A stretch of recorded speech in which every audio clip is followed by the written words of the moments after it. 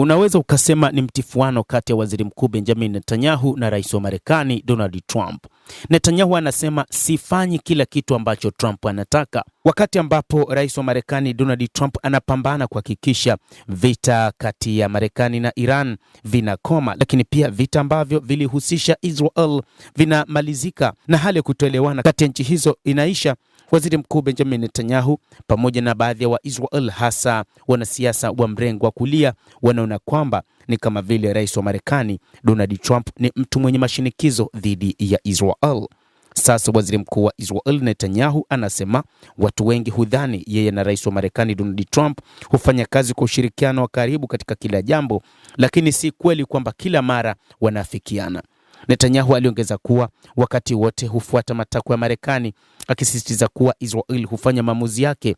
Netanyahu aliongeza kuwa si wakati wote hufuata matakwa ya Marekani, anasisitiza kuwa Israel hufanya maamuzi yake kwa kuzingatia maslahi ya kitaifa. Kauli hiyo inakuja baada ya rais wa Marekani Donald Trump na makamu wa rais wa Marekani JD Vance kumkosoa hadharani waziri mkuu Benjamin Netanyahu, lakini pia kutengeneza mazingira ya kumaliza vita bila kumshirikisha Netanyahu.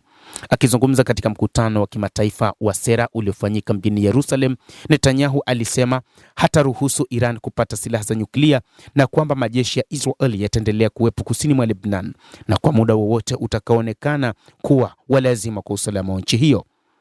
Akihutubia mkutano wa JNS mjini Jerusalem, waziri mkuu wa Israel Netanyahu alisema, nchini Marekani watu husema kwamba rais Trump hufanya kila ninachomwambia afanye. Nchini Israel watu hudhani kwamba mimi hufanya kile anachotaka Trump, lakini hakuna kati ya mambo hayo yaliyokuwa ya ukweli.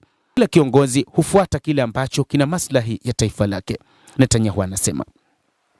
Aidha, alitumia kauli hiyo kusisitiza kwamba yeye na rais wa Marekani Donald Trump wanafanya maamuzi kwa kujitegemea kulingana na maslahi ya nchi zao na si kwamba mmoja humwelekeza au kumdhibiti mwingine. Sisi ni viongozi wa mataifa huru na yenye fahari. Wakati mwingine maoni yetu hutofautiana. Kila mmoja wetu anasimamia maslahi ya nchi yake. Mimi ninasimamia maslahi na usalama wa Israel, Netanyahu aliendelea kusema. Mara nyingi mawazo yetu yanaendana, lakini wakati mwingine hayaendani. Tunaheshimu mamlaka ya kila mmoja, uongozi wa kila mmoja na dhamira ya kila mmoja kwa wananchi wake. Kauli hiyo ya Benjamin Netanyahu ilikuwa ikisisitiza kwamba licha uhusiano wa karibu kati ya Israel na Marekani, yeye na rais wa Marekani Donald Trump hawakubaliani katika kila jambo na kila mmoja hufanya maamuzi kwa kuzingatia maslahi ya taifa lake. Hata hivyo, kauli hii inaonyesha kwamba waziri mkuu Benjamin Netanyahu na rais wa Marekani Donald Trump hawapo katika uhusiano mzuri kutokana na baadhi ya mambo yaliyotokea hasa katika eneo la Mashariki ya Kati. Kwanza ni suala huko katika eneo la ukanda wa Gaza.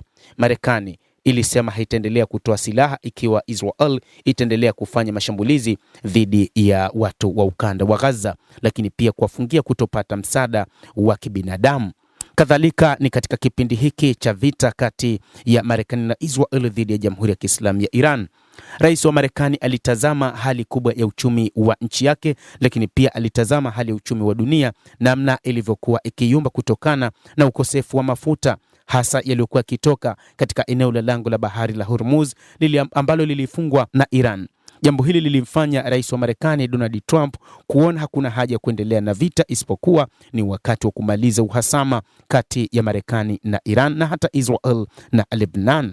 Lakini katika mazungumzo ya Marekani na Iran yaliyoanzia huko Islamabad, Israel haikuhusishwa wala haikuwa na mjumbe katika mazungumzo hayo.